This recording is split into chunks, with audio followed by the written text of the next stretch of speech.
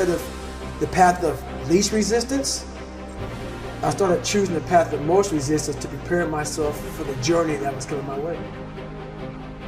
And you realize through hard work, you can outwork anybody.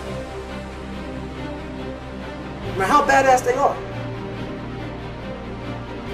It starts with yourself, man. You gotta start diving into those things that you're afraid of.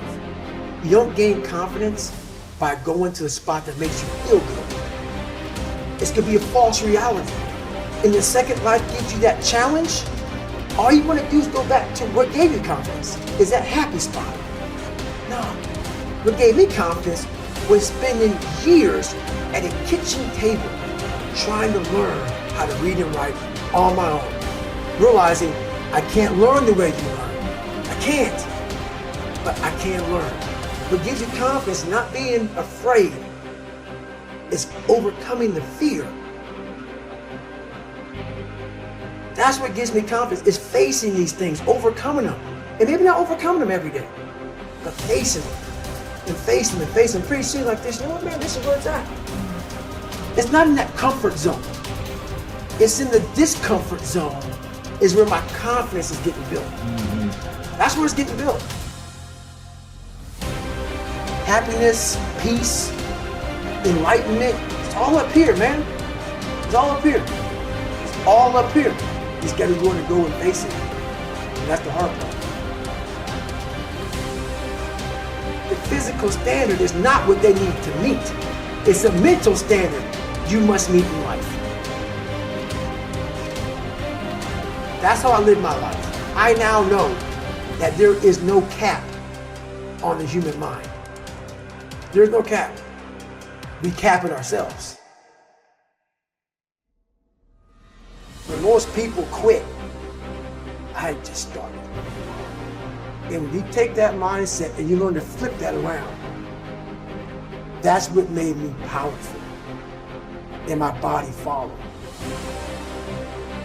And so I said, I'm going to do this. I'm going to give myself a challenge every single day until the fear goes away. That's right.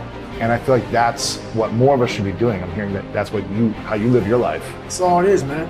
And it helps me feel so much more confident. When you overcome that fear of saying this doesn't have control over me anymore. That's right. It's like you can get so much more peace.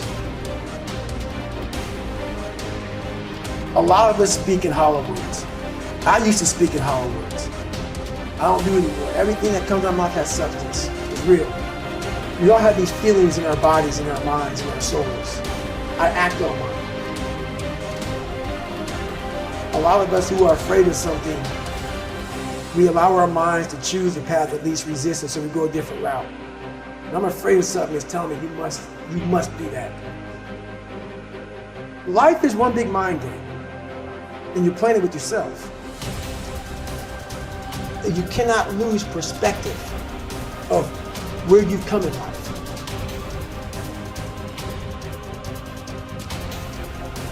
I'm trying to give people a different thought process of life, where failure, hell, disappointment, discomfort is a great learning tool. And many people don't understand that, but it's these few moments in life that you have. Like for me, I always talk about it. Rocky 1, round 14. That 1 2-minute and 13-second clip of Rocky getting up when Apollo knocked him down. That one clip, when I was going through a very bad time in my life, I saw what I wanted to be. And it wasn't a guy that won. It wasn't a guy that won everything he did.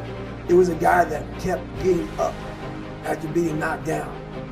So I realized if that 2 minutes and 13 seconds changed my life, that's all it was. I saw something that I needed to be in the world I was living in. Maybe my story will give someone the 2 minutes and 13 seconds they need to change their life. Everybody's got a story. We don't share it on social media. We share our nice life on social media. We all have a dungeon. I'm just willing to talk about mine. Mental toughness isn't something that you sample.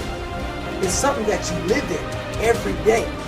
Whenever hardness comes, and you don't know what it is, it may be different for you than it is for me, but you go back to your insecurities. And then when you go back to your insecurities, you then look for comfort within those insecurities. And we all look for that cookie that your mom used to give you when you were sad, when you were sick. We look for our wife or our husband. We look for comfort. It's in those moments you must retrain your mind to think differently in hell. The mental standard is you must know how far you've come.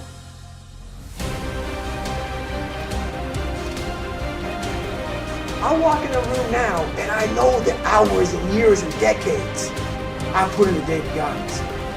That's something, it's not on the wall. It's not a trophy on the wall. It's not a medal on your neck. I don't care how you perceive David Goggins, because through my journey, I figured out the one piece I was missing. I thought it was cars. I thought it was women. I thought it was money. I thought it was everything. The one piece I was missing was me having the courage to face myself. Where I got my work ethic from was the hours I had to spend learning this. When you sit down and you're not smart, and you have a disability, and you still want to be at the top of your class, I didn't want to just get by.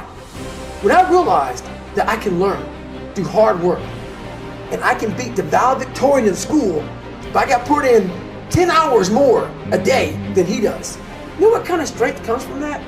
When you're sitting down, that guy, that valedictorian studied for an hour, and you know I caught you. I have the work ethic to catch you. That's where David Goggins got really invented.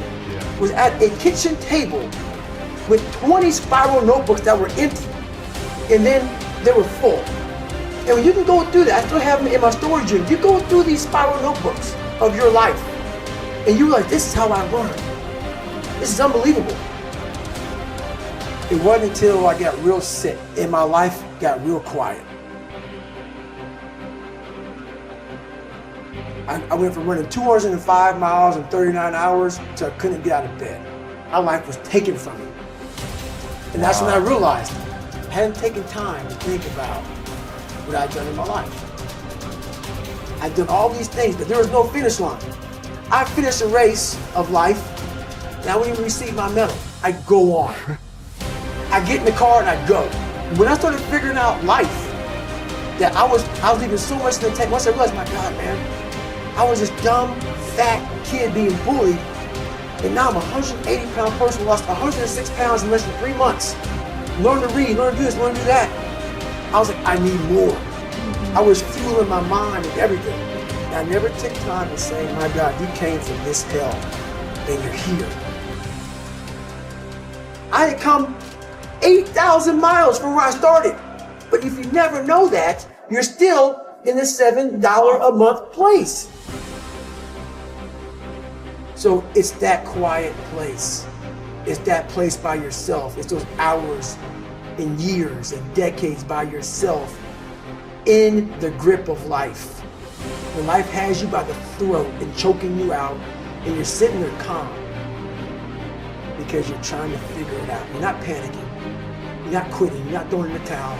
You're saying there's a way around this. And when you figure it out, when life has you gripped in a vice, and you can figure that out, that's when you overcome. That's when you overcome. The journey getting there was harder than going through it. You know? So that's the whole thing about life, man. It's that journey that makes you who you are.